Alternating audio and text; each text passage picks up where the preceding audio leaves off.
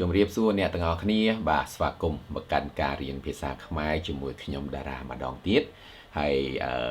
សង្ឃឹមថាអ្នកទាំងអស់គ្នាសុខសប្បាយឆ្នាំថ្មីណាបាទហើយថ្ងៃនេះខ្ញុំមានវីដេអូមួយទៀតសម្រាប់អ្នកទាំងអស់គ្នា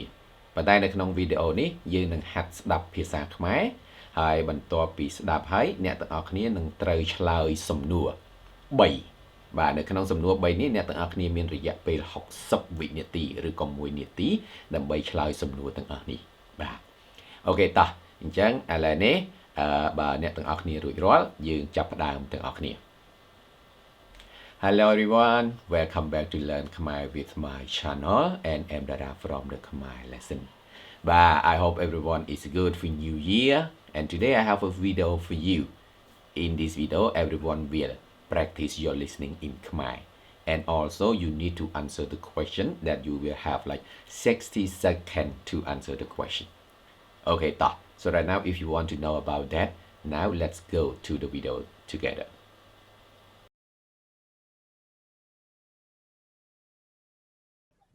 Listening practice.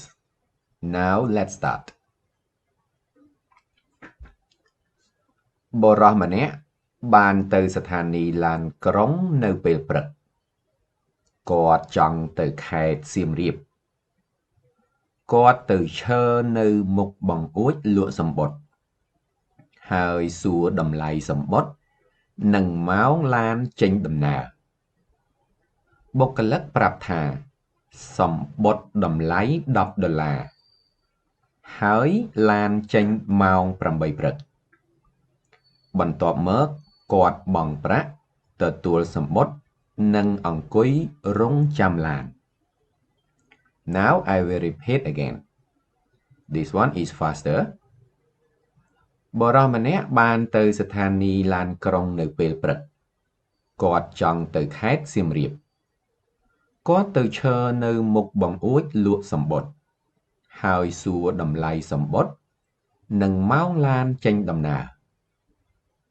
បុគ្គលិកប្រាប់ថាសំបុត្រតម្លៃ$10ហើយឡានចេញម៉ោង8ព្រឹកបន្ទាប់មកគាត់បង់ប្រាក់ទទួលសំបុត្រនិងអង្គុយរង់ចាំឡាន Now please answer the question. Right now you have 60 seconds to answer these questions. Now let's start.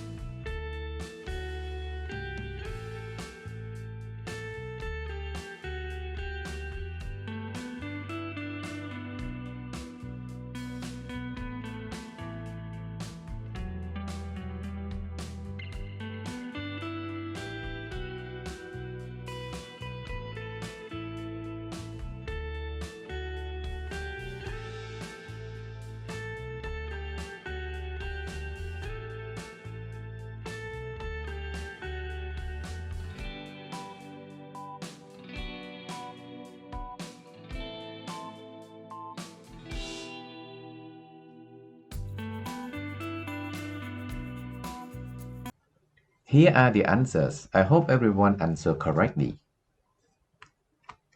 Now let's review with subtitles.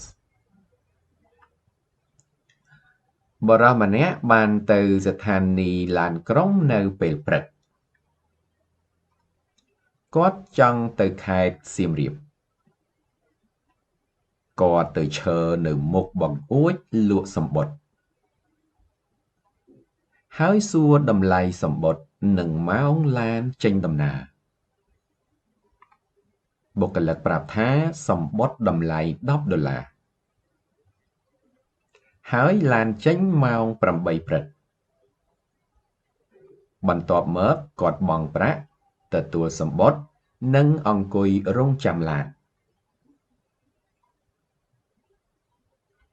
បាទអរគុណច្រើនសម្រាប់ការ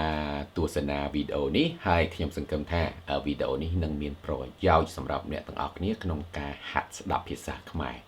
បាទបើអ្នកទាំងអស់គ្នាមានសំណួរឬក៏អត់ច្បាស់ បាទពីវីដេអូនេះសូមឲ្យខ្ញុំដឹងនៅកន្លែង comment ហើយខ្ញុំនឹងព្យាយាមបាទឆ្លើយសំណួរអ្នកទាំងអស់គ្នាបាទអញ្ចឹងថ្ងៃនេះអរគុណច្រើនសម្រាប់ការទស្សនាហើយខ្ញុំនឹងជួបអ្នកទាំងអស់គ្នានៅវីដេអូក្រោយ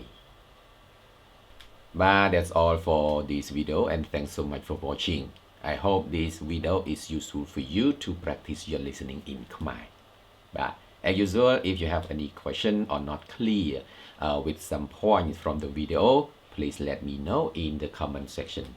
and I will try to answer your question but again thanks so much for watching and I will see you in the next video